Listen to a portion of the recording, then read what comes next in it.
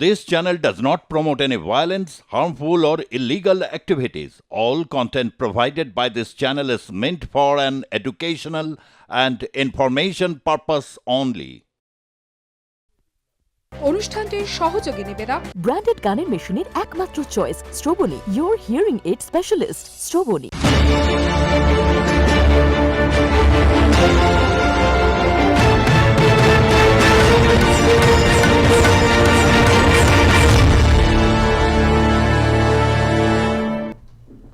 শুরু করছি বাংলা জানতে চায় সঙ্গে লাইভ ঋতব্রত। বাংলা একটা কথা আছে, অবোধের গোবোধে আনন্দ, কিন্তু অবোধকে গোবোধকে তা নিয়ে অবশ্যই আজকে চুলচেরা বিচার করতে হবে।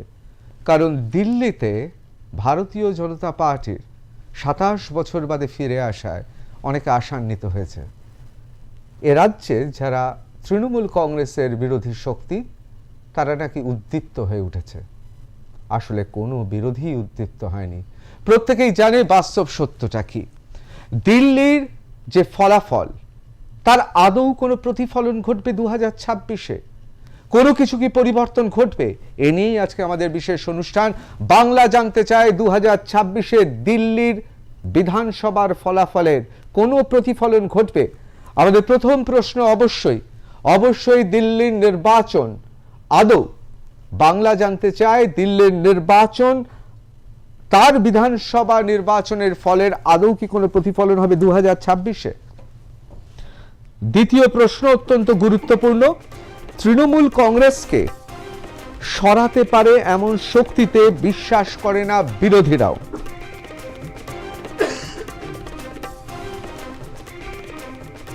তৃতীয় অত্যন্ত গুরুত্বপূর্ণ, যারা অরবিন্দ কেজরিওয়ালকে ক্রুশবিদ্ধ করলো তাদের কাছে এ রাজ্যের শাসকের ছাড় কেন, কি জন্যে এই প্রশ্ন বারবার উঠছে, আদৌ কি তারা ছেড়ে দিচ্ছেন? এবং চতুর্থ প্রশ্ন অত্যন্ত গুরুত্বপূর্ণ, ২০২৬-এর প্রধান বিরোধী দল তার গ্রাফ যদি নিম্নগামী হয় তাহলে কি তাদের অস্তিত্ব বিপন্ন হবে? অর্থাৎ গেরুয়া শিবিরের অস্তিত্ব বিপন্ন হয়ে যাবে ২০২৬-এ যদি তাদের গ্রাফ নিম্নগামী হয়। এ নিয়ে আজকে আমাদের আলোচনায় আজকে যারা রয়েছেন তারা অত্যন্ত গুরুত্বপূর্ণ এবং সবাই খুব সুদক্ষ বক্তা। আমাদের সঙ্গে রয়েছেন শিক্ষাবিদ পদ্মশ্রী কাজী মাসুম আক্তার, আপনাকে স্বাগত আর+ নিউজের স্টুডিওতে। আমাদের সঙ্গে রয়েছেন দেবজিৎ সরকার, ভারতীয় জনতা পার্টির মুখপাত্র, এবং আমাদের সঙ্গে রয়েছেন বৈশানর চট্টোপাধ্যায়, তৃণমূল কংগ্রেসের মুখপাত্র।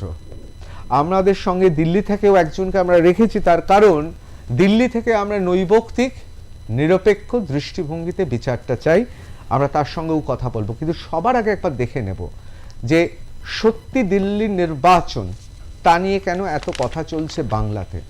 বাংলায় যারা তৃণমূল কংগ্রেসের বিরুদ্ধ শক্তি বা যারা সমর্থক রয়েছেন তারা আশায় বুক বাঁধছেন। আদৌ কি সেই আশা কোনোভাবে বিন্দুমাত্র ২০২৬-এর নির্বাচনে তার প্রতিফলন ঘটবে? একবার দেখে নেব।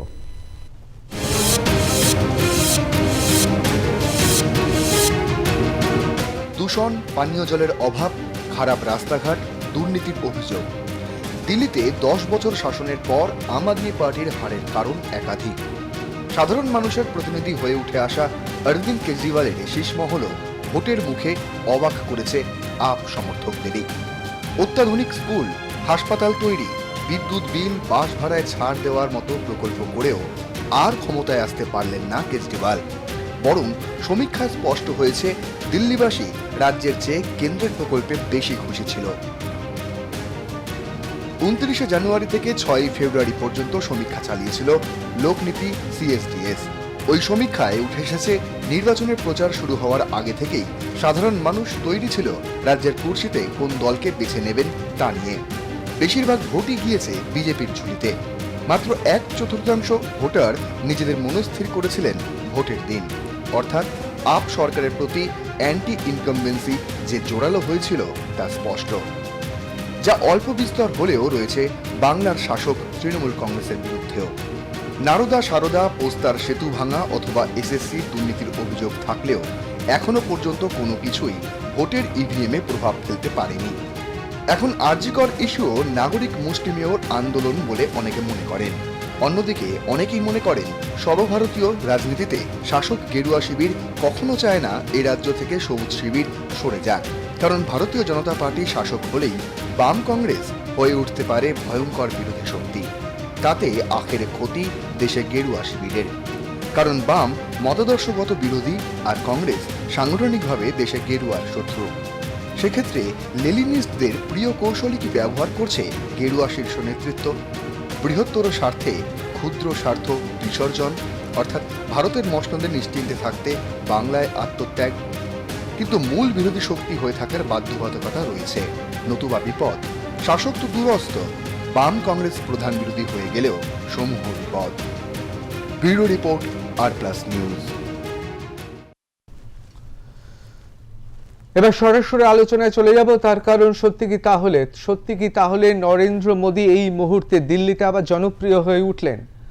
দুবার মোদীর সরকার, তারপর এনডিএ সরকার, গোটা দেশে যখন ভারতীয় জনতা পার্টির এমন অবস্থা, ঠিক সেই সময় দিল্লিতে কি এমন ঘটলো যে একেবারে গেরুয়া ঝড় উঠল? নাকি এসবের কারণই হচ্ছেন অরবিন্দ কেজরিওয়াল? অনেকে বলছেন তার মুখোশটা খুলে গিয়েছে। আবার এই মুহূর্তে দিল্লির বিভিন্ন অংশে, অর্থাৎ যখন আমরা অনুষ্ঠান করছি তার কিছু আগে দিল্লির বিভিন্ন জায়গায় লোডশেডিংও শুরু হয়ে গেছে। প্রশ্ন উঠছে ভোটারদের মুখে একটাই, তাহলে আপ তো ভালোই কাজ করছিল। সব মিলে একটা মিশ্র প্রতিক্রিয়া রয়েছে, কিন্তু আমরা যারা বঙ্গবাসী আমাদের কাছে খুব গুরুত্বপূর্ণ, এরকমটাও সম্ভব। তার কারণ এই দেশে নরেন্দ্র মোদী ছাড়া যদি দুটি মুখের কথা বলতে হয়, তাহলে মমতা বন্দ্যোপাধ্যায় এবং অবশ্যই অরবিন্দ কেজরিওয়ালের মুখ এই মুহূর্তে গোটা দেশের খুব গুরুত্বপূর্ণ মুখ। অরবিন্দ কেজরিওয়াল সরে গেলেন কেন? আমি ইতিমধ্যেই স্বাগত জানাবো, দিল্লি থেকে রয়েছেন জিতব্রত ভট্টাচার্য, তাতো লেখক। আমি আশা করব তিনি নিরপেক্ষ হিসেবেই বক্তব্য রাখবেন। আমার প্রথম প্রশ্ন আপনাকে, দিল্লিতে কি এমন ঘটলো হঠাৎ এই মুহূর্তে নরেন্দ্র মোদী, ভারতীয় জনতা পার্টি এত জনপ্রিয় হয়ে উঠলো দিল্লিবাসীর কাছে? আপনার কি মনে হয়? বাংলায় আপনার কি আমার কথা শুনতে পাচ্ছেন? হ্যাঁ, পরিষ্কার শুনতে পাচ্ছি। আচ্ছা, বাংলায় একটা কবিতা আছে, পদ ভাবে আমি দেব, রথ ভাবে আমি, মূর্তি ভাবে আমি দেব, হাসে অন্তর্যামী। বিজেপি ভাবছে আমি দেব, কংগ্রেস ভাবছে আমি, আম আদমি পার্টি ভাবছে আমি দেব, হাসছে দিল্লিবাসী। আপনারা যদি হরিয়ানা ইলেকশনের সময় লোকসভার আন্ডারে যে বিধানসভা সেগমেন্ট পড়ে, তার হিসেবে যদি মানে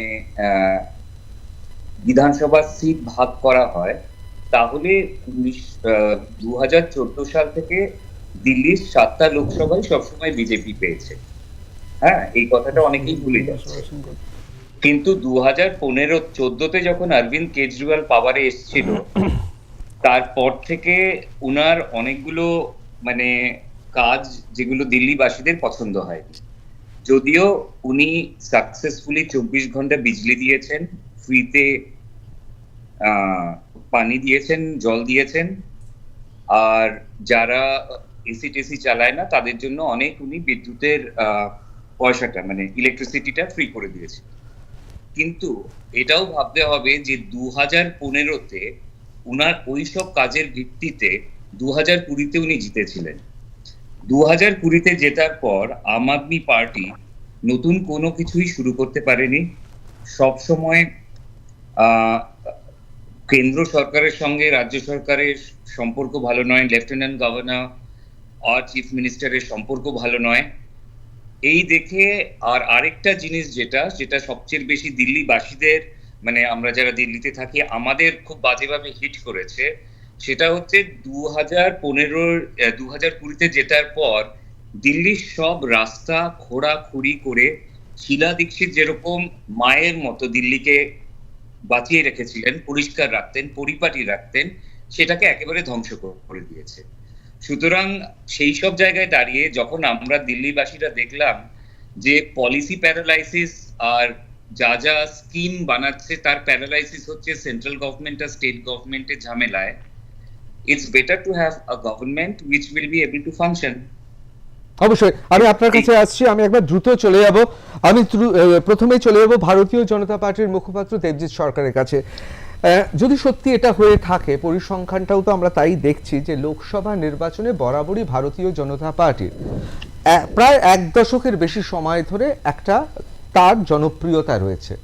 একটা সময় রাজ্যে অনেকের স্লোগান ছিল যে আমরা জানি এরকম স্লোগান হয় যে রাজ্যে বাম, বিশেষ করে দমদম লোকসভা কেন্দ্র বা উত্তর 24 পরগনায় তপন শিকদার তখন ছিলেন, যে রাজ্যে বাম কেন্দ্রে রাম। কোথাও কি মনে হচ্ছে সেই সময় এমন একটা সময় গেছে 1 দশক ধরে যে রাজ্যে আপ কেন্দ্রে রাম? মানে এই যে নির্বাচনের ফলাফল, ভারতীয় জনতা পার্টির দিল্লি বিজয়, অরবিন্দ কেজরিওয়ালের সরে যাওয়া, এটা আসলে বিরাট তাৎপর্যপূর্ণ নয়?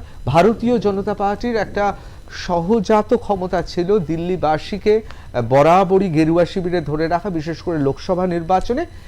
এইবার মানুষ আপকে পছন্দ করেনি বলে ভারতীয় জনতা পার্টিকে ভোট দিয়েছে, এইভাবে কি দেখতে পারি? বিজেপির উত্থান কিংবা এইসব বিষয় আলোচনা করার আগে আপের উত্থানের ব্যাপারটা একটু ছোট্ট করে জেনে রাখা আমাদের সবার দরকার। সবাই জানেন, আমি তার একবার বলছি, আন্না হাজারে আন্দোলন করছিলেন কংগ্রেসের দুর্নীতির বিরুদ্ধে, কংগ্রেসের অরাজকতার বিরুদ্ধে। সেই যারা আন্দোলনকারী তাদের মধ্যে এই অরবিন্দ কেজরিওয়াল, প্রশান্ত ভূষণ এবং আরো কয়েকজন ছিলেন, বাকিরা ছিলেন। সেই সময় বেশ কিছুদিন, প্রায় দিন 42 আন্দোলনটা চলার পরে আচমকা ওখানে ওনারা ঘোষণা করতে চেষ্টা করেন যেটাকে একটা রাজনৈতিক রূপ দিতে হবে, যেটা আন্না হাজারে পরিষ্কার বারণ করেছিলেন এবং বারবার বলেছিলেন যে এই দল গড়ে যদি তুমি ভোটের নির্বাচন যদি লড়তে চাও তাহলে প্রচুর টাকা খরচ হবে, সেই টাকা কখনোই সৎ পথে আসতে পারে না, কিছু না কিছু বাঁকা রাস্তায় আসবে, কেননা তুমি এখনো বড় দল নও। আর দ্বিতীয়ত, সেটা করার জন্য এখন অনেকটা সময়ের দরকার।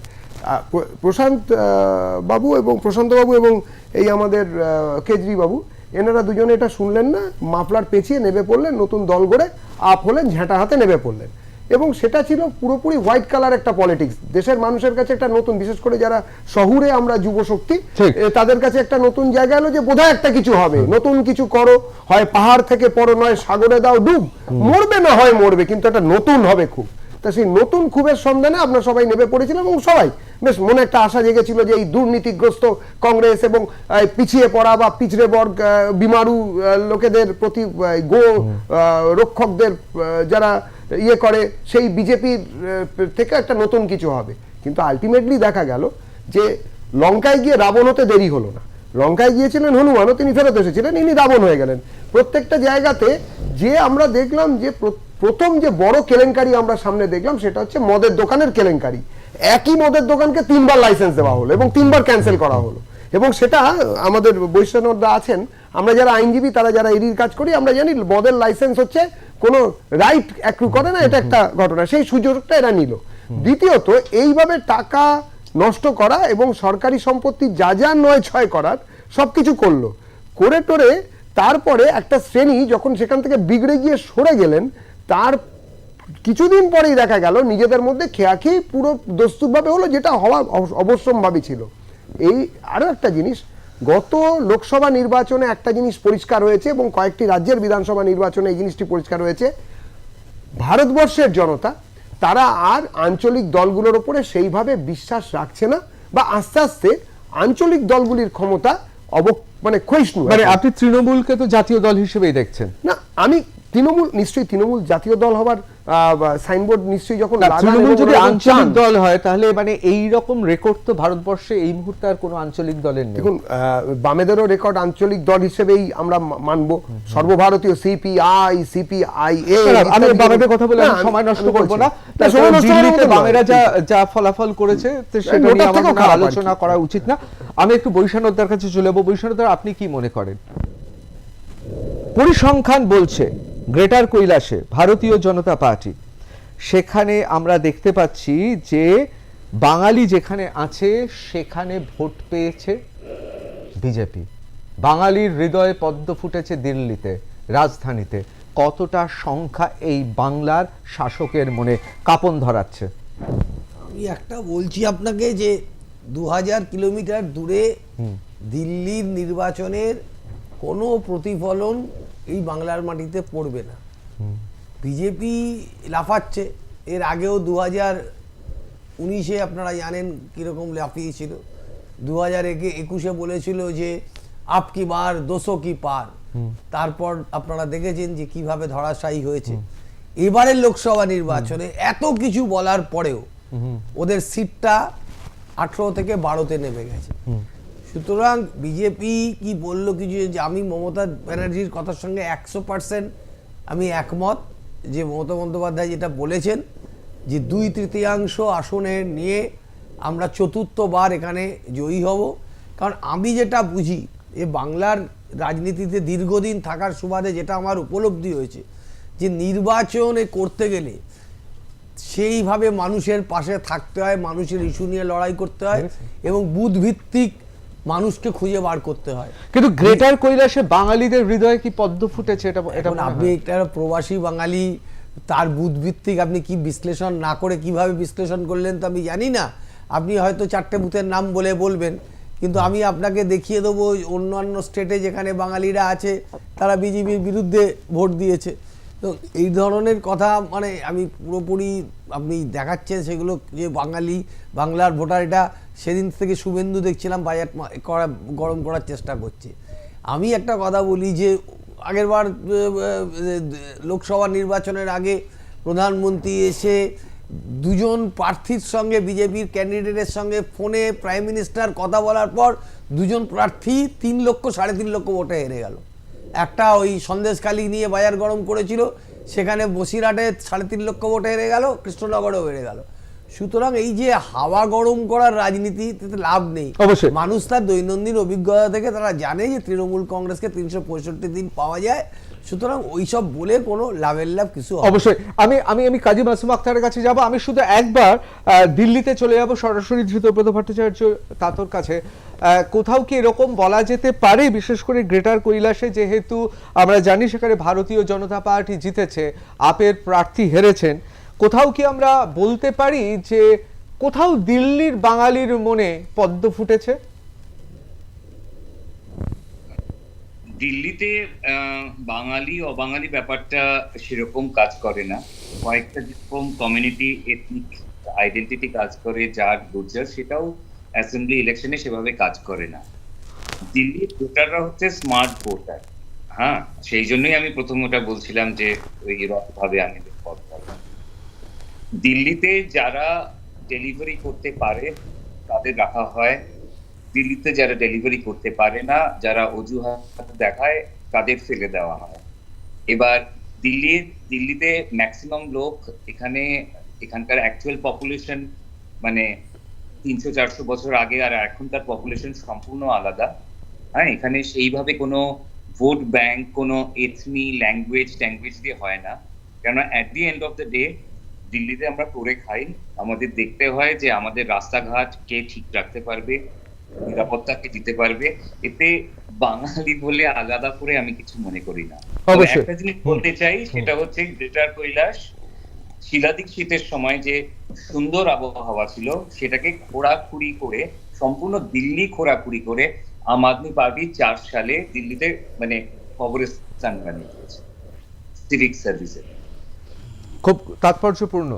আমি একবার কাজী মাসুম আক্তারের কাছে চলে যাব। দিল্লির নির্বাচনে ভারতীয় জনতা পার্টির এই জয়, কোথাও মনে হচ্ছে যে তৃণমূল কংগ্রেস শাসক হিসেবে এই পশ্চিম বাংলায় কোথাও তাদের মনে শঙ্কা জাগছে। তার কারণ অরবিন্দ কেজরিওয়াল তিনিও গোটা ভারতবর্ষে অত্যন্ত গুরুত্বপূর্ণ রাজনৈতিক চরিত্র। যদি এই মুহূর্তে কোনো বাঙালিকে জিজ্ঞেস করা হয় তাহলে তিনি বলবেন, অবশ্যই বেশিরভাগ মানুষই বলবেন নরেন্দ্র মোদী, মমতা বন্দ্যোপাধ্যায়, বা মমতা বন্দ্যোপাধ্যায়, নরেন্দ্র মোদী, অরবিন্দ কেজরিওয়াল। কে প্রথমে মমতা বন্দ্যোপাধ্যায়কে রাখবেন, কে দ্বিতীয়তে নরেন্দ্র মোদীকে রাখবেন, কেউ প্রথমে নরেন্দ্র মোদীকে রাখবেন, কেউ মমতা বন্দ্যোপাধ্যায়কে রাখবেন। বাঙালির কাছে কিন্তু গোটা ভারতবর্ষের রাজনীতির সবচেয়ে গুরুত্বপূর্ণ 3টে মুখের মধ্যে এই 3জনই আছে। সেখানে অরবিন্দ কেজরিওয়াল সরে গেলেন। কোথাও কি মনে হচ্ছে যে এতে তৃণমূল কংগ্রেসের সমূহ বিপদ আছে 2026-এ? দেখুন, এই পুরো সিনারিওতে বঙ্গ বিজেপির কিছু শিক্ষণীয় বিষয় আছে। লেখাপড়া শেখা, দিল্লি থেকে শিক্ষিত হওয়া, ওই ডায়লগ বাজিটা বন্ধ করে ইস্যু ভিত্তিক পলিটিক্সটা করলে কিভাবে বিজেপি লাভবান হতে পারে, ইস্যু ভিত্তিক নির্দিষ্ট ইস্যু ধরে ঠান্ডা মাথায় সংযত হয়ে সুসংহত হয়ে তারা কিন্তু দিল্লিতে পলিটিক্সটা করেছে এবং তারা বুঝে করেছে দিল্লির মানুষ কি চায়, নার্ভটা বুঝেছে, দিল্লির মানুষের কষ্টগুলো বুঝেছে। বঙ্গ বিজেপি যদি মনে করে যে ধর্মীয় ডায়লগ বাজি এই করে দেবো সেই করে দেবো মারদানা করে দেবো এই করে দেবো, কিচ্ছুটি হবে না, ওতে ফল হিতে বিপরীত হবে। মানে আপনি যেটা এখন মনে হচ্ছে। সংগঠনটা চাই নয়, কিচ্ছু নেই। Number one. নাম্বার টু, ওখানে হারলো কেন? আমরা অনেক আলোচনায় গভীরে যাচ্ছি না। 2015 পর থেকে বিজেপি কিন্তু তলে তলে ওখানে এগোচ্ছিল। 2020-তে 8টা আসন পেয়েছিল প্রায়, কিন্তু 39% ভোট পেয়েছিল।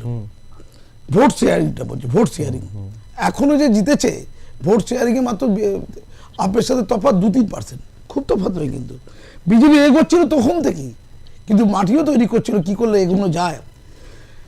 ব্র্যান্ড মমতা ব্যানার্জি, ব্র্যান্ড অরবিন্দ কেজরিওয়াল, এই দুটো ব্র্যান্ডকে যদি আপনি পাশাপাশি দেখেন, যখন মমতা ব্যানার্জি একটু খারাপ অবস্থায় পড়ে গেছে, 2019 সালের কথা বলছি, একটা জায়গা তৈরি হয়েছিল, মমতা ব্যানার্জি কিন্তু তখন বলেছিল যারা চুরি চামারি করেছে তারা চোর জানতে পারলে আগে তাকে টিকিট দিতাম না। মমতা ব্যানার্জির ব্র্যান্ডটা এত স্ট্রং ছিল, তার কথা কিন্তু লোক নিয়েছে। কিন্তু আমরা অরবিন্দ কেজরিওয়াল ক্ষেত্রে যেটা দেখলাম, যখন দুর্নীতির স্ট্যাম্পটা পড়ে গেল, কারণ ঝাঁটা হচ্ছে আপের কোনো প্রতীক নয়, আপের প্রতীক হচ্ছে দুর্নীতি প্রতিবাদ, দুর্নীতি সততার প্রতীক, এটা হচ্ছে আপের প্রতীক, যেটা মমতা ব্যানার্জিও দাবি করেছিল সততার প্রতীক। এই সততার প্রতীকটা ভেঙে গেছে, ঝাঁটা কি ঝাড়ু এটা নয়, সততার প্রতীকটা যখন ভেঙে গেল, তখন brand IIT pass Arvind Kejriwal, তার মানে আপনি তার বলছেন সঙ্গে সাথে যারা ছিল, তার মানে আপনি তারাও বলছেন সরে গেল। না, তার মানে আপনি বলছেন মমতা বন্দ্যোপাধ্যায় সততার প্রতীকের ইমেজটা ভাঙেনি, কিন্তু অরবিন্দ কেজরিওয়ালের দিল্লিতে অরবিন্দ কেজরিওয়ালের সততার প্রতীকে আমি পরিষ্কার করে বলছি, এই দিল্লির মানুষ দূষণ একটা ইস্যু, ওই একই কথা চর্বিত চর্বণ করা এগুলো তো কোনো দরকার নেই, কারণ ওই 2015 থেকে 2020 পর্যন্ত ওইটা চালিয়ে গেছে। ওই পুরনো জিনিসে বারবার যদি আর একটা কাজ করেছে, বিজেপি অন্যভাবে খেলেছে জানেন তো, যে জনহিতকর বা দান ধ্যান করা যে ব্যাপারগুলো আছে, যেগুলো বলছেন ফ্রিতে ফ্রিতে ফ্রিতে, বিজেপি বলেনি ওটা খারাপ, বিজেপি বলেছে ওরা তো করেছে, ভালো কাজ করেছে অরবিন্দ কেজরিওয়াল, আমরা এলে আরেকটু ভালো কাজ করব।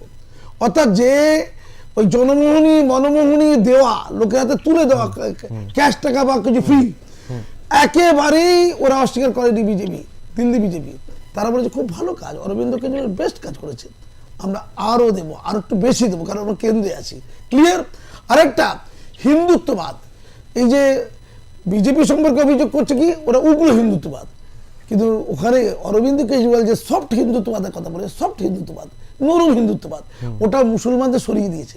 আপনারা দেখবেন দিল্লিতে বেশ কিছু মুসলমান কিন্তু বিজেপিকে ভোট দিয়েছে, যারা অরবিন্দ কেজরিওয়ালের সাথে ছিল, তারা পরবর্তীকালে কিছুটা হলেও যেটা সেখানে ভাঙন তৈরি করেছে এবং তারা বিজেপির দিকে এসছেন। এটাও কিন্তু খুব সিম্বলিক। পশ্চিমবঙ্গের বিজেপি কিন্তু খুব, পশ্চিমবঙ্গের বিজেপি ক্ষেত্রে তারা এমন কোনো ভালো ইস্যু নিতে পারছে না যে ইস্যুতে মুসলমানদের একটা অংশ অন্তত ভাববে। অবশ্যই খুব গুরুত্বপূর্ণ প্রশ্ন ভাববে। আপনি খুব গুরুত্বপূর্ণ প্রশ্ন করেছেন। আমি একবার দ্রুত চলে যাব দিল্লিতে, আমি সরাসরি চলে যাব দিল্লিতে। দিল্লিতে কি সত্যি এও সম্ভব যে সংখ্যালঘু যারা ভোটার রয়েছেন তারা ভারতীয় জনতা পার্টিকে ভোট দেবেন? এটা কি সম্ভব, না এটা কাজী মাসুম আক্তার বিশিষ্ট শিক্ষাবিদ পদ্মশ্রী তার কষ্ট কল্পিত একটি কল্পনা? না না, অ্যাকচুয়ালি আপনাদের বিজেপির যে রিপ্রেজেন্টেটিভ আছে উনি যেটা বলছিলেন কথাটা সত্যি, যে 2014 সালে অরবিন্দ কেজরিওয়াল যে পার্টি তৈরি করেছিল, সেই পার্টিটা আজকে যে 43% ভোট পেয়েছে আর বিজেপি 45 পেয়েছে, তার একটা কারণ হচ্ছে যে সিভিল সোসাইটি ওর পেছনে সেই সময় ছিল তারা সবাই সরে গেছে। প্রশান্ত ভূষণ, প্রফেসর যোগেন্দ্র যাদব এবং প্রফেসর আনন্দ কুমারকে একেবারে গায়ে ধাক্কা দিয়ে, ফিজিক্যালি গায়ে ধাক্কা দিয়ে আম আদমি পার্টি থেকে বার করে দিয়েছিল জেতার পরে। সেটা দিল্লিবাসীরা দেখেছিল। 2020-তে যখন রায়েট হয়েছে, রায়েটের সময় I myself was not here in Delhi, আমি নিজে দিল্লিতে ছিলাম না, কিন্তু দিল্লির সিএম এক সপ্তাহ একটা প্রেসে কোনো বার্তাও পাঠাতে পারেনি। নাইদার হি বিকেম মানে সাপোর্টার অফ হিন্দুত্ব, নর হি বিকেম কি বলবো provider of security of the state. কোনোভাবেই উনি সেভাবে কিছু করতে পারেননি। এবং কাজীবাবু যেটা বললেন সেটা 100% ঠিক। তার কারণটা হচ্ছে আপনি যদি সব জায়গায় সেগমেন্টের ভোটার শিফটটা দেখেন, আপনি দেখবেন যে অনেকগুলো মুসলিম ডোমিনেটেড এরিয়াতে 2% ভোট যেটা কংগ্রেস বাড়িয়েছে, হ্যাঁ, সেটা মাইট বি, আমরা তো 100% বলতে পারি না, আমরা রেজাল্টস যা দেখেছি ওই ফর্ম 2020 এইসবে দেখেই বলছি, সেটা দেখে আমাদের মনে হয়েছে যে সংখ্যালঘুরা অরবিন্দ কেজরিওয়ালকে একেবারেই পছন্দ করে না এবং উনার হনুমান চালিসা পড়া এইসব জিনিসগুলো হয়তো কোনোভাবে উনার সেকুলার ইমেজটাকে ধ্বংস করে দিয়েছে। অবশ্যই, ধন্যবাদ। আমি একবার দেবজিৎ সরকারের কাছে চলে যাব। অত্যন্ত গুরুত্বপূর্ণ প্রশ্ন কাজী মাসুম আক্তার, পদ্মশ্রী কাজী মাসুম আক্তার তুলেছেন যে আপের সততার মূর্তিটা, ভাবমূর্তিটা ভেঙে দিয়েছে কেন্দ্র সরকার এবং সেটা মদের কেলেঙ্কারিতে। অন্যদিকে কয়লা গরু এসএসসি থাকা সত্ত্বেও পশ্চিম বাংলায় তৃণমূলের সততার ভাবমূর্তিতে আঁচড় কাটতে পারল না কেন্দ্রীয় শীর্ষ নেতৃত্ব তথা ভারত সরকার। কেন? এটা কি কোথাও কি এর পেছনে এই ষড়যন্ত্র আছে যে তৃণমূল কংগ্রেস বাম কংগ্রেসকে অনেক বেশি ভারতীয় জনতা পার্টির থেকে দূরে সরিয়ে রাখতে পারবে এই পশ্চিম বাংলায়? আমি কথার কথা ধরে নিলাম ভারতীয় জনতা পার্টি এই মুহূর্তে পশ্চিম বাংলার ক্ষমতায় এলে, তাহলে অনেকেই বলছেন যে পার্টিটা আমাদের পশ্চিমবাংলায় দেখা গেছে, ইতিহাসে দেখা গেছে, পশ্চিমবাংলায় কংগ্রেস ক্ষমতায় চলে যাওয়ার পর আর কোনোদিনও ফিরে আসতে পারেনি এবং বিভিন্ন শতভাগে ভাগ হয়ে গেছে। আবার তৃণমূল কংগ্রেস যখন ক্ষমতায় এলো 2011-র পর, সিপিএম এখন যা অবস্থা, সেখানে কোনোভাবেই রাজনৈতিক একটি ক্যাডার ভিত্তিক পার্টি যে একদা 3 দশকের বেশি সময় ধরে শাসন করেছিল মনেই হয় না।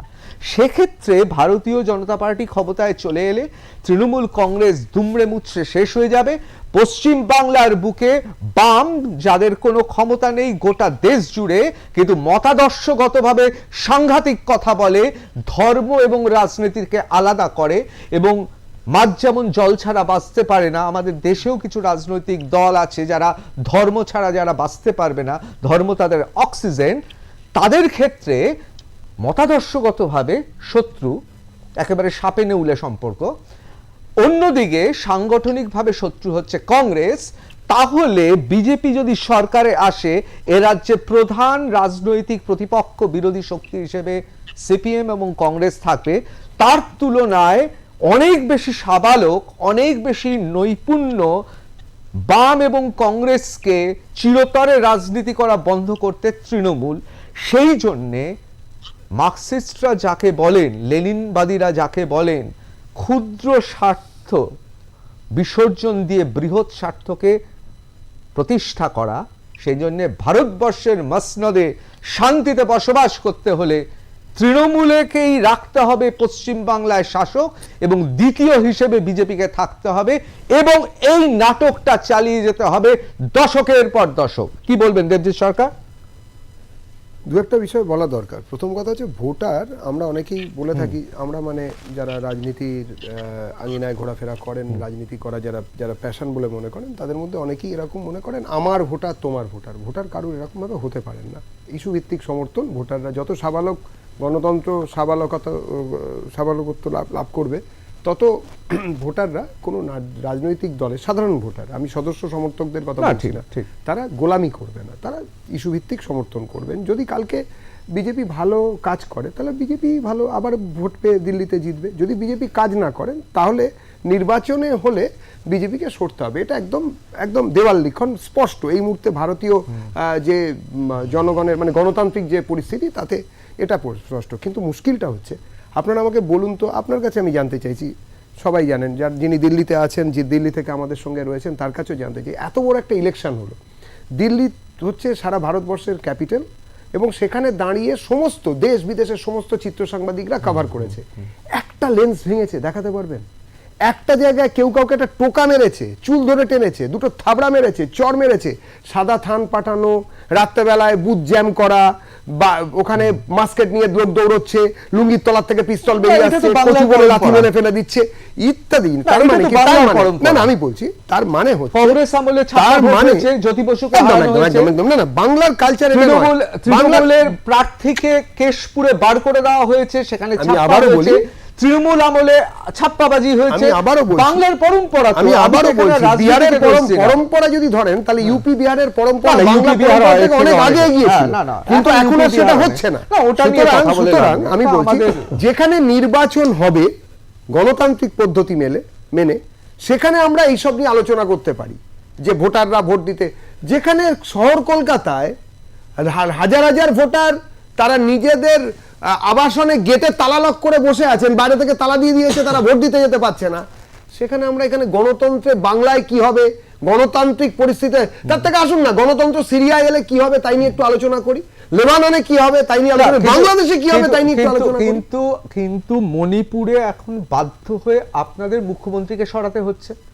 পশ্চিম বাংলায় যদি সত্যি এরকম অগ্নিগর্ভ পরিস্থিতি হয় তাহলে ভারতীয় জনতা পার্টির শীর্ষ নেতৃত্ব তাহলে হাত তুলে বসে আছে নিশ্চয়ই কেন? করছি তার তো, কারণটা আমরা- হচ্ছে তৃণমূল কংগ্রেস বাম কংগ্রেসের খাতা চিরতরে বন্ধ আমি করতে আবারও পেরেছেন, বলছি- যেটা ভারতীয় জনতা আমি পার্টি আবারও বলছি- পশ্চিম বাংলায় করতে পারবে না, আমি আবার ক্ষমতা নেই তার। না না, আমি আবার একটা কথা বলছি, একথা মানে একদম অনস্বীকার্য, পূর্ব দিকে সূর্য ওঠের মতন সত্য।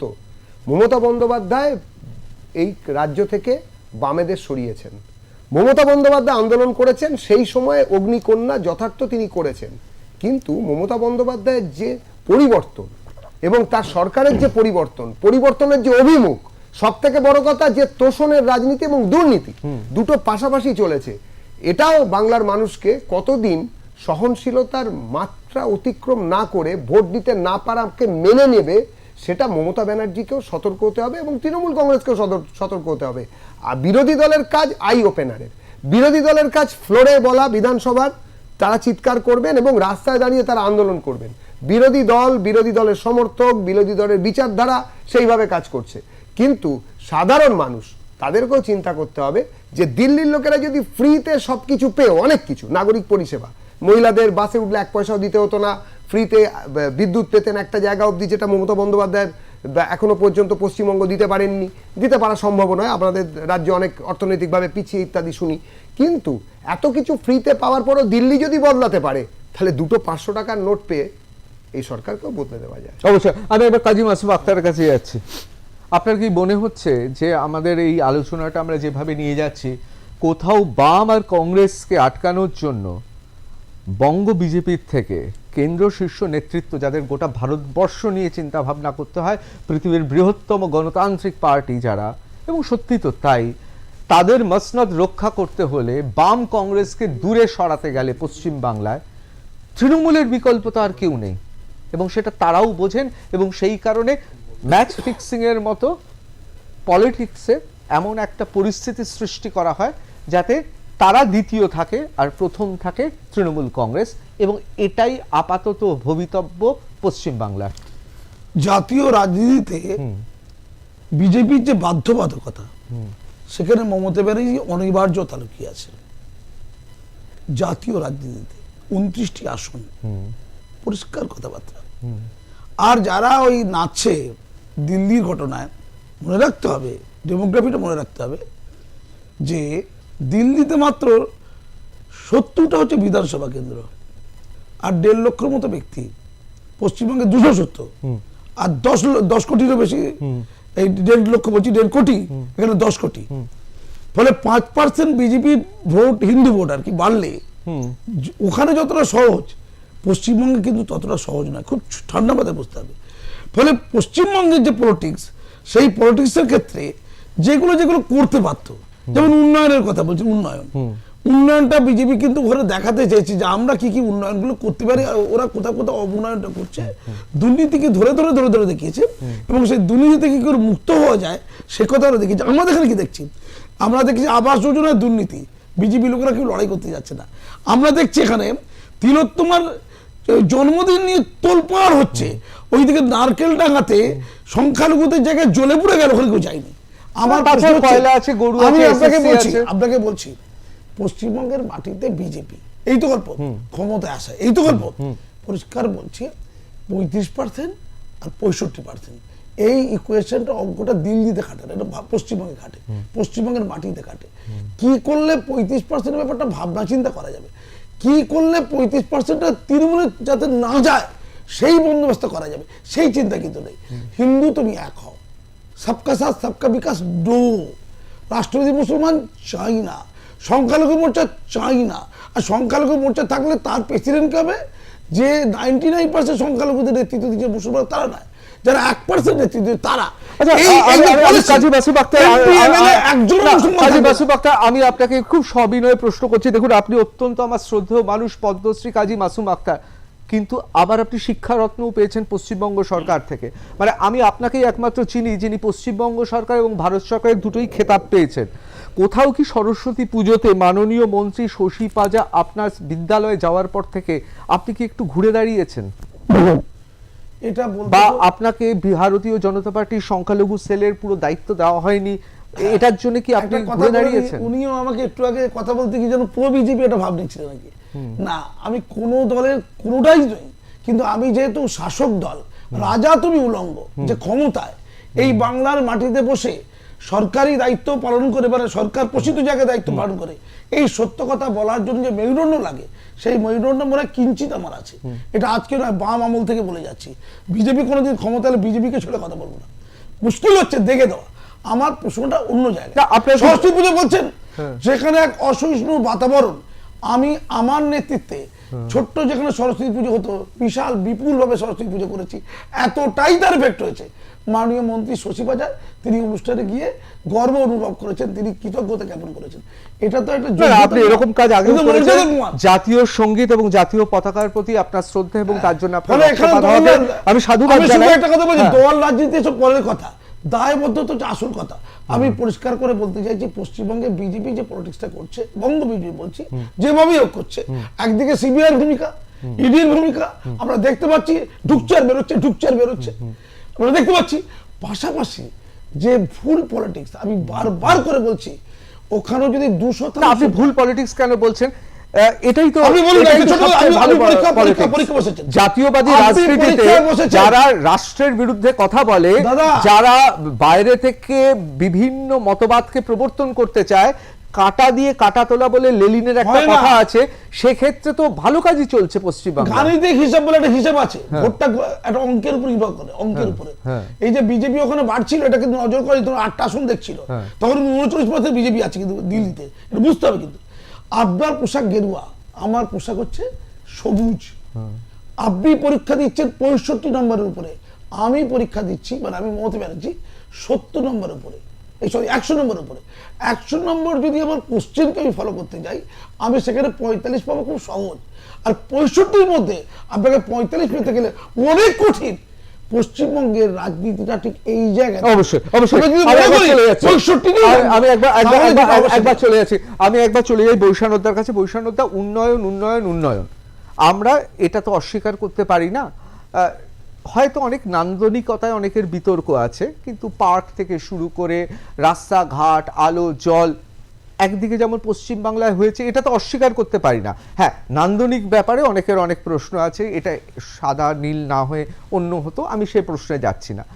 এটাও আবার ঠিক কথা, যত কাজ তত কাটমানি, এরকমও কথা শোনা যায়। কিন্তু দিনের শেষে একটা উন্নয়ন হয়েছে, কিন্তু উন্নয়ন তো কম হয়নি দিল্লিতে, সেখানে মুখ থুবড়ে পড়ে গেলেন অরবিন্দ কেজরিওয়াল।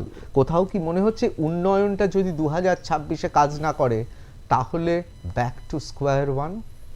না, এই দীর্ঘক্ষণ ধরে তো আপনি আলোচনা করছেন, আমি তো একবার বলেছিলাম, তারপরে অনেকটা পরে আমি সুযোগ। আসলে আপনারা হচ্ছেন কি জানেন তো, নর্থ কোরিয়াতে বা এই মুহূর্তে ডোনাল্ড ট্রাম্প মার্কিন যুক্তরাষ্ট্রে, পশ্চিমবঙ্গে তৃণমূল সরকার, এগুলো হচ্ছে কি জানেন তো নিশ্চিন্ত সরকার। এখানে শাসকের কোনো বিরোধী নেই। কোনো বিরোধী আছে বলুন? আপনার ওয়ার্ডে কেউ দাঁড়াতে পারে বলুন? আপনার ওয়ার্ডে কারো ক্ষমতা আছে বলুন? সিপিএম, বিজেপি, তৃণমূল একটা নেতা, আপনার একটা নেতার নাম বলুন তো, কে দাঁড়াবে? বৈশানদ চট্টোপাধ্যায়। আমি বৌদির কথাও বলছি না, আমি আপনার ওয়ার্ডে বলছি। মানে আমি বলছি, আমি এই যে বর্তমানে যে ওয়ার্ডটা এবারে ইলেকশনে জিতেছি না, সেই ওয়ার্ডটা মানে আফটার ইন্ডিপেন্ডেন্স কোনো ন্যাশনালিস্ট লোক জেতেনি। আমি প্রথম লোক যে লেফটের কাছ থেকে আমরা ওটা জিতেছি। আমি সেগুলো আমার নিজেরটা বলে তো লাভ নেই। আমি যেটা বলছি যে পশ্চিমবাংলার সাথে আপনি দিল্লিকে তুলনা করলে ব্যাপারটা অন্যরকম দাঁড়ায়। এখানে 294টা বিধানসভা আর ওখানে 70টা বিধানসভা। আপনি ওখানে সংখ্যালঘুর ভোট ব্যাংক কত আর এখানে সংখ্যালঘুর ভোট ব্যাংক কত? কলকাতা স্পষ্ট, কাজী মাসুম আক্তার খুব সুন্দরভাবে বললেন। কলকাতা দক্ষিণ চব্বিশ পরগনাকে 1 মিলে হয়তো ওটা একটা হতে পারে। আমি একটা আপনাকে বলছি, যে পশ্চিমবাংলায় মিনি এইখানে যদি পাকিস্তানও আমি আছে বলছি, কলকাতায়। এই পরিস্থিতিতেও যদি কংগ্রেসের সঙ্গে আপের একটা অ্যাডজাস্টমেন্ট হতো, যেটা আজকে মুখ্যমন্ত্রী বলেছেন, বা হরিয়ানাতেও যদি আপ তাহলে কিন্তু বিজেপি এই সিটগুলো জেতে না, এই রাজ্যগুলো জেতে না। আমি আপনাকে বলছি যে এটা বিজেপি যেটা এখানে বলবার চেষ্টা করছে যে দিল্লিতে জিতেছি, এখানে দাদা দিদি অনেক কথা আমি আজকে দেখছিলাম শ্রমিক ভট্টাচার্য বলছে, মাটিতে পা দিয়ে হাঁটবার মতো বিজেপির আছে। আপনি বলুন না 82,000 বুথ, সেখানে বিজেপি পার্টির কোনো সংগঠন আছে আপনার মনে হয়? আমার তো এটাও মনে হয় 2011 সালে প্রত্যেকটা বুথে তৃণমূল কংগ্রেসের এই সংগঠন ছিল। মমতা ব্যানার্জি তখন আবেগের নাম ছিলেন। সেই সময় 2009 থেকে 2011 আপনি নিশ্চয়ই এটা অস্বীকার করবেন না, মমতা ব্যানার্জির আবেগে চলতো। মমতা ব্যানার্জির মতো একটা সিঙ্গুর, একটা নন্দীগ্রাম, একটা নেতাই, একটা ছোট আঙারিয়া, একটা নানুর, একটা ভিখারি আন্দোলনটা করেছে। বলুন, শুধু মুখে বড় বড় কথা বললে হবে? এই জন্যই তো বলছি, একদিকে নিষ্ফলা বাম, অন্যদিকে কংগ্রেস। সে কবে বামের কথা সিপিএম ডাকিওনি, আমি তো দেখেছেন তো, নোটার থেকে কম ভোট পাচ্ছে, কি অহংকার ছিল সিপিএম পার্টি, বাপ রে বাপ। অন্যদিকে ভারতীয় জনতা পার্টি, ধরুন মানে এটা অনেকে বলেন, ধরুন পার্থবাবু পলিটিক্যাল বা রাজনৈতিক এক্সপায়ারি ডেট পেরিয়ে গেছে, সেই লোকটা হিসেব মেলাতে পারিনি বলে হয় না, ধরুন আমার জমিদারির নায়েব কাজ করছে, আমার হিসেব মেলাতে পারিনি, আমি বাইরে থেকে মোগল সাম্রাজ্যকে বললাম আমার তোমার সুবেদার দিয়ে তুলিয়ে দাও, তো টুক করে তুলিয়ে নিল। মানে কোথাও এই রকম, মানে একটা সময় তো এই প্রশ্ন ছিল, ইন্দিরা গান্ধী, জ্যোতি বসু রাজনৈতিক বিরোধিতা থাকা সত্ত্বেও রাজধর্মের জন্য, রাজনৈতিক বাধ্যবাধকতার জন্য একটা সুন্দর রাজনৈতিক সম্পর্ক ছিল। কোথাও কি মনে হচ্ছে নরেন্দ্র মোদী এবং মমতা বন্দ্যোপাধ্যায় সেই এক স্কুলের ছাত্র ছাত্রী? মানে এই সার্কাস্টিক কমান্ড না আপনারা জানি গা জ্বলে যায়, বিরোধী নেই তো আমরা এই ধরনের বিদ্রুপ কিন্তু বহুদিন ধরে মিডিয়ার লোক করার চেষ্টা করছে, কিন্তু প্রতিবারই এইগুলো ফেলিওর হচ্ছে। আমি বলছি দিল্লিতে মমতা বন্দ্যোপাধ্যায় এই মুহূর্তে, আমি অন্যদের মতো নয়, আমি এতটা করি না, আমি একটাই সত্যি কথা, ভায়াবল অল্টারনেটিভ বলতে যেটা বোঝায়, একসময় সিপিএম এর সঙ্গে অনেক নেতা সেই সময় কংগ্রেসের ছিল, কিন্তু মমতা ব্যানার্জি আসার পর তো ভায়াবল অল্টারনেটিভ হিসেবে দেখলো বাংলার মানুষ এবং চেঞ্জ করলো। দিল্লিতেও যদি নরেন্দ্র মোদীর একটা ভায়াবল অল্টারনেটিভ তৈরি করতে হয়, ফেস তো লাগে। যতই বলুন বাংলায় বিজেপি কিছু করতে পারছে না, কোনো ফেস নেই। ধরুন সেই সময়ও কংগ্রেস, মমতা বন্দ্যোপাধ্যায় যদি তৃণমূল কংগ্রেস না করতেন, কংগ্রেস আপনি অস্বীকার করতে পারবেন না। আমি কিন্তু কোনো প্রয়াত নেতার নামে কিছু বলছি না, আমি খুব শ্রদ্ধা করি সেই নেতাকে, কিন্তু অনেকে ওগুলো বলতেন। কিন্তু এটাও তো ঠিক, তো অনেকে তরমুজ ছিলেন যে বাইরেটা সবুজ ভেতরটা লাল, এরকম তো ছিল। আমি জানি না কোনো ফল এরকম আছে নাকি বাইরেটা গেরুয়া বা লাল ভেতরটা সবুজ, এরকমও তো অনেক ফল এখন আছে। মিডিয়ারা তো নানান লোককে নানান ধরনের নাম দেয়, নামকরণ করে। আমি জানি এই একটা বিষয় কিন্তু কেন্দ্র সরকার রাজ্য সরকারের দ্বিমত নেই, মিডিয়া খুব খারাপ এবং গণতন্ত্রের সূচকটাই পর্দা। আমি তো খারাপ করে, যদি খারাপ হতো তাহলে তো আপনাদের ডাকে আমরা এখানে আসতাম না। সেটা আমি আপনাকে বলছি, শুনুন, আপনারা নানান নাম, নানান কথা, নানান বলেন, কিন্তু আজও পর্যন্ত পশ্চিমবাংলায় 3টে বিধানসভা হয়েছে। ভারতবর্ষের প্রধানমন্ত্রী ডেলি প্যাসেঞ্জারি করেছেন, অমিত শাহর মতো লিডার নাকি বিরাট আগুন খাওয়া নেতা। না, এইটা যদি না করতো, এইটা যদি না করতো তাহলে কিন্তু দ্বিতীয় দল, বৃহত্তম দল হিসেবে ভারতীয় জনতা পার্টিকে রাখা যেত না। কি বলেন কাজী মাসুম আক্তার? এই পরিশ্রমটা যদি মাননীয় প্রধান বিরোধী নরেন্দ্র মোদী এবং মাননীয়, এবং আমার মনে হয় এই উপমহাদেশের সবচেয়ে শক্তিশালী দুই মানুষ, এবং যে মন্ত্রিসভায় জয়শঙ্করের মতো বিদেশ মন্ত্রী আছে, এবং আমার অত্যন্ত প্রিয় কিংবদন্তি চরিত্র অজিত দোভাল আছে, তারা জানেন যে পশ্চিম বাংলায় যদি, আমি এদের খুব শ্রদ্ধা করি, এরা যদি না ডেলি প্যাসেঞ্জারি করতেন, মমতা বন্দ্যোপাধ্যায়ের এই রাজ্যে বাম কংগ্রেসকে দূরে নিশ্চিহ্ন করে সরিয়ে দ্বিতীয় পর্যায়ে বিজেপি আসতে পারত না। কি বলেন? আপনার ব্যাখ্যাগুলো আপনার মতো করে করছেন না, আমি আপনাকে শিক্ষাবিদ হিসেবে বলছি। দেখুন, পশ্চিমবাংলার মানুষের মধ্যে একটা বাম ব্যাপার আছে। সে যাদবপুর, মানে বাংলাদেশের হিন্দু মরলে কাঁদে না, ভিয়েতনামে কি হলো খুব গুরুত্বপূর্ণ, প্যালেস্টাইনে কি হলো খুব গুরুত্বপূর্ণ, ওই দিকে বাংলাদেশের হিন্দু কাঁদছে। যাদবপুর থেকে, প্রেসিডেন্সি থেকে, কলকাতা বিশ্ববিদ্যালয়, সব বামেরা বেরিয়ে পড়লো, স্লোগান দিল খুব সুন্দর।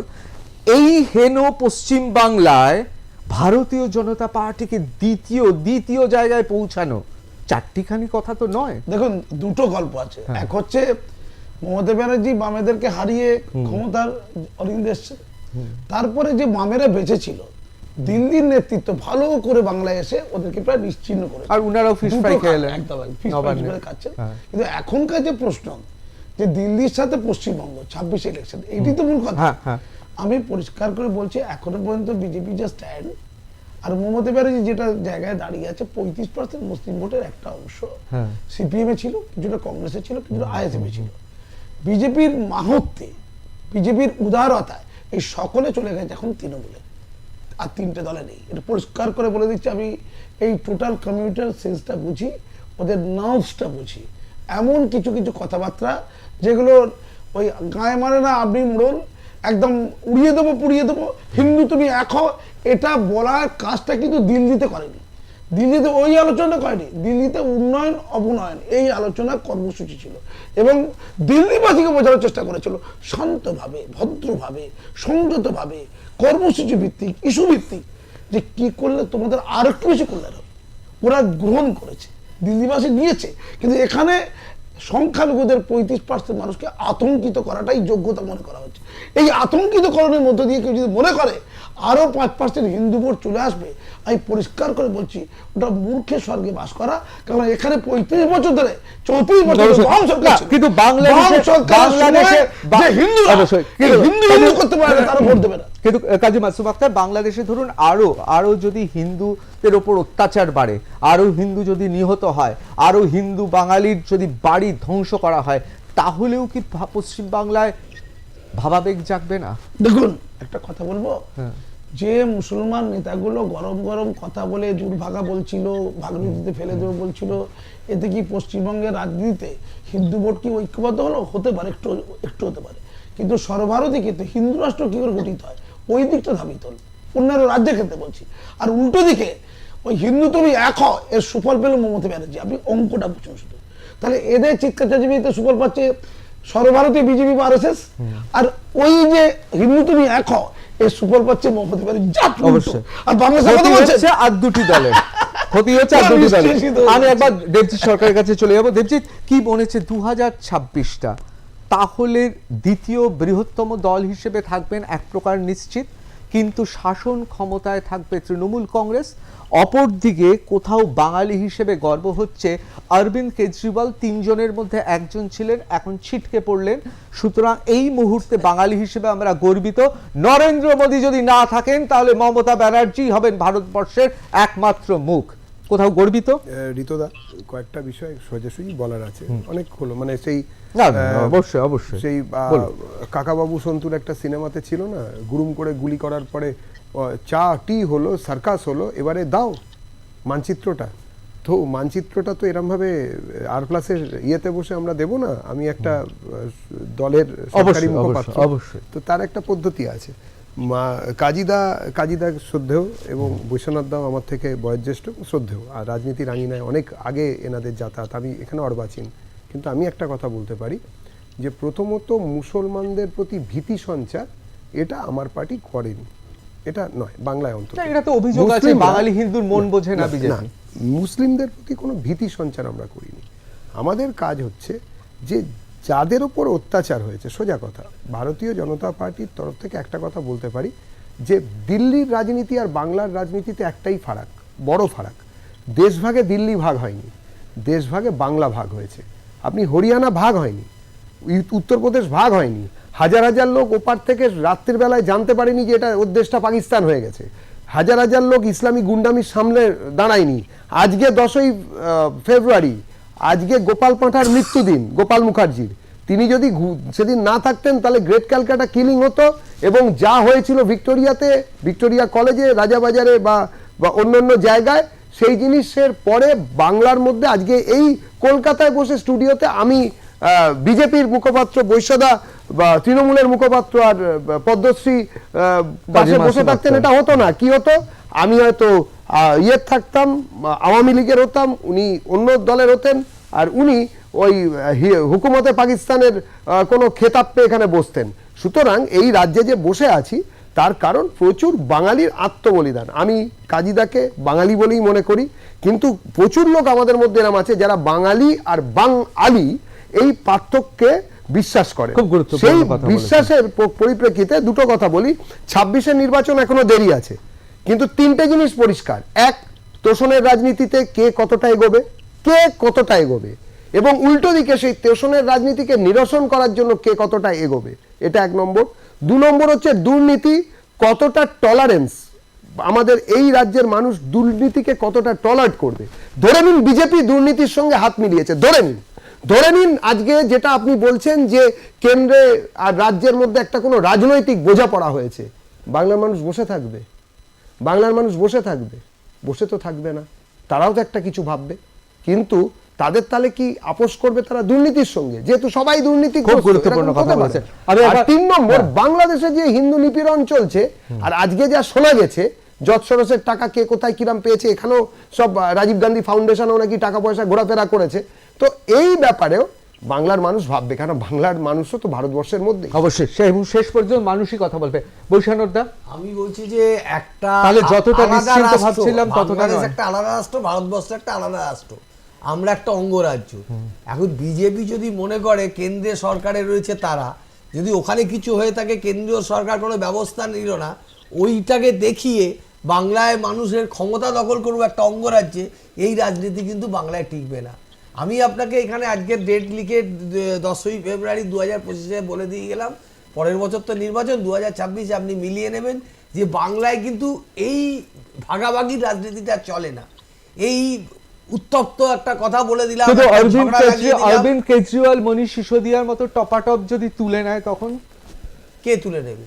CBI, ED. সিবিআই ইডি তো তুলছে, তুলে তো সবাই তো বেল পেয়ে না, গেছে। যাদের তুলছে সেটা তো পলিটিক্যাল এক্সপায়ারি ডেট পেরিয়ে গেছে যাদের এই যে তুলেছে। আসলে কি বলছে, সবাই কিন্তু সবাই জামিন পেয়ে গেছে, না, আর জামিন কোনো পেয়েছে, কিন্তু মামলায় তো প্রমাণ যাদের করতে পারলো না। একটাও তাজা নেতা তো ধরা পড়েনি। না না, সব তো পলিটিক্যাল কোনোটা তো এক্সপায়ারি ডেট প্রমাণ হলো না, কোনোটা তো আপনি এই জাস্টিফাই করতে পারলো না, কাস্টাডি তো রাখতে পারলো না, সবাই তো জামিন পেয়ে বেরিয়ে গেল। সুতরাং আমি আপনাকে বলছি যেটা মানে আপনি হাওয়া বলছেন তৈরি করে- সব কেসের মতোই আরজি করের তদন্তের মতোই হলো। শুধুমাত্রই অ্যালিগেশন, আপনি তো প্রমাণ করতে পারছেন না, একটা অ্যালিগেশনও কি প্রমাণ হয়েছে? অবশ্যই ভারতবর্ষে এত অবশ্যই allegation সময় প্রমাণ হয়েছে। একেবারে শেষ। বৈশানরদা দীর্ঘদিনের অবশ্য বয়স কিন্তু এমন কিছু না, কারণ সেদিন অবধি একলাই ছাত্র বলবো? নেতা ছিলেন। হ্যাঁ, আমি হ্যাঁ, মাননীয় বলেছিলেন যে এরা এত দুর্নীতিগ্রস্ত, জানলে টিকিট দিতাম না। মাননীয় জানেন এরা দুর্নীতিগ্রস্ত। আমার প্রশ্নটা একটাই, না, কিন্তু পরবর্তীকালে না, এটাও কিন্তু মানতে হবে। দেখুন সবসময় টিকিট পেয়েছে। না, সবসময় তাহলে হেমন্ত বিশ্ব শর্মা কেন পেল সেটা বলতে আমি হবে বলি- না? না, না, টিকিট পেয়েছে আচ্ছা, তো। আমাকে একটু বলুন, আপনি হয়তো আমাকে তৃণমূলপন্থী বলবেন, কিন্তু দেখুন মাননীয়া বলেছিলেন দুর্নীতিগ্রস্ত হলে টিকিট দিতাম না, তারপর কেন্দ্রীয় সরকারের সিবিআই, ইডি এরা তো প্রমাণ করলেন ওনারা দুর্নীতিগ্রস্ত তারা নয়, তো ব্যাংক অ্যাকাউন্ট তাই করছে না। জন্যই তো দিদি করলেন। ওই ED তো- সুতরাং কোথাও তো একটা কিছু আছে। দেবীর বাবুকে জিজ্ঞেস আমার করছি। একেবারে সময় শেষ। ED ব্যাংক আমি একবার অ্যাকাউন্ট খুঁজে দিল্লিতে পাইনি, যাবো। MP ব্যাংক অ্যাকাউন্ট খুঁজে পাইনি। কোথাও কি মনে হচ্ছে যে পশ্চিম বাংলার রাজনীতিতে শুধু একটা ঘটনা হয়ে, খুব সামান্য একটা ঘটনা হয়ে দিল্লির বিধানসভা নির্বাচনের ফলাফল থাকবে? আসলে পশ্চিম বাংলা আর দিল্লি আদৌ এর কোনো রকম প্রভাব থাকবে না। কিন্তু অরবিন্দ কেজরিওয়াল, 3 জন এই ভারতবর্ষের এই উপমহাদেশের রাজনীতিবিদের মধ্যে চলে গেলেন অরবিন্দ কেজরিওয়াল, পড়ে রইলেন 2 জন, নরেন্দ্র মোদী মাননীয় প্রধানমন্ত্রী, পশ্চিমবাংলার মাননীয় মুখ্যমন্ত্রী মমতা ব্যানার্জি। দেশ জুড়ে এখন এই 2 জনেরই ছবি থাকবে। বাঙালি হিসেবে আমাদের গর্বিত হওয়া উচিত। বলুন, তা তো আমি তো একটা জিনিস বলবো যে আমার তো সেরকম রাজনীতিতে জ্ঞান নেই, কিন্তু EM ফস্টার্স বলেছেন, never write the obituary of a politician till he is actually dead. খুব গুরুত্বপূর্ণ, তার একটা প্রমাণ। খুব হ্যাঁ। গুরুত্বপূর্ণ। হ্যাঁ, সুতরাং আমার মনে হয় না যে we can decide the fate of any politician just at a studio. তবে এই জিনিসটা বলবো যে অরবিন্দ কেজরিওয়াল হয়তো এমসিডি ইলেকশনেও হারবেন। তার কারণটা আম আদমি পার্টি, বিজেপি, কংগ্রেস ততটা ম্যাটার করে না আমাদের জন্য, কারণ উনি যেটা বলছিলেন যে বাংলার রাজনীতি এবং দিল্লির রাজনীতি সম্পূর্ণ আলাদা। শ্যামাপ্রসাদ মুখোপাধ্যায় বাংলাকে তৈরি করেছিলেন বাঙালি হিন্দুদের জন্য, হ্যাঁ, সেসব অনেক ব্যাপার আছে, সেই সব ব্যাপারগুলো এখানে কাজ করে না। আমাদের এখানে যারা বাঙালি আছে তারা সবাই আমাদের বিজেপি রিপ্রেজেন্টেটিভ যেটা বললেন যে বাংলাদেশ থেকে প্রচুর লোক ছিন্নমূল হয়ে এখানে এসেছেন। তো আমার মনে হয় এখানটায় সার্ভাইভাল, ডেভেলপমেন্ট এবং পারফরমেন্স, এই তিনটেই ম্যাটার করছে। অবশ্যই অবশ্যই। আমার সময় একেবারে কম, এত দ্রুত আমরা আলোচনা শেষ করতে পারবো না, এবং যারা বলেছেন তারা অসাধারণ বক্তা। কিন্তু মুশকিলটা হচ্ছে 2025-এ ফেব্রুয়ারি মাসের 10 তারিখে বসে 2026-এ মানুষ কি ভাববেন এত সহজে আমরা বলতে পারি না। আবার এটাও ঠিক কথা, এই মুহূর্তে শাসক নিশ্চিহ্ন, অত্যন্ত নিশ্চিত তারা তাদের এই মুহূর্তে অন্তত একটা ব্যাপারে তারা বোঝেন যে নন্দীগ্রাম, সিঙ্গুর বা গোটা বাংলাতে, আমি নিজে সাংবাদিক হিসেবে দেখেছি, লালগড় থেকে জঙ্গলমহলের থানায় রাত্রেবেলায় পুলিশ তাকে তালা দিয়ে ঠক ঠক করে কাঁপতে হচ্ছে। সেই অবস্থা তৈরি করার এই মুহূর্তে কারোর ক্ষমতা নেই। তার কারণ এই মুহূর্তে কোনো বিরোধী শক্তি নেই। সেই সময়ও বিরোধী শক্তি পারত না যদি পরিস্থিতি তেমন থাকতো, যদি এদিক থেকে ওদিক থেকে একেবারে সেই রকম, যেমন আমরা বিশ্বাস করি মহালয়ার দিন আমাদের চোখে ভাসে মা দুর্গার হাতে একের পর এক অস্ত্র তুলে দিচ্ছে। কখনো রাজনাথ সিং চলে আসছেন, সিঙ্গুরের মঞ্চে বসছেন, কখনো বাইরে থেকে বিভিন্ন শক্তি তখন চাইছেন যে বামেদের জগদ্দল লাল পাথরটা এবার সরিয়ে দিতে হবে। আসলে শেষ কথা কিন্তু মানুষই বলেছিল, এবং 2001-এ অনেকে ভেবেছিল বামেদের সব কিছু শেষ হয়ে গেল। অনেক বাম নেতা নাকি সেই সময় ত্রিপুরা এবং কেরালায় চলে যাবেন বলে বাক্সপ্যাটরাও গুছিয়ে রেখেছিলেন। কিন্তু পট পরিবর্তন হলো 2011, 10 বছর বাদে। সুতরাং মানুষ কি ভাবছেন সেটা অত্যন্ত গুরুত্বপূর্ণ। আমি সবাইকে অসংখ্য ধন্যবাদ জানাবো, তাদের মতামত, তাদের দৃষ্টিভঙ্গি, তাদের আলোচনা আমাদের ঋদ্ধ করলো। বাংলা জানতে চায় সঙ্গে লাইভ ঋতুব্রত এখানে শেষ করছি। অন্যান্য খবরের জন্য চোখ থাকুক আর প্লাস নিউজে, সবার আগে সবার কাছে।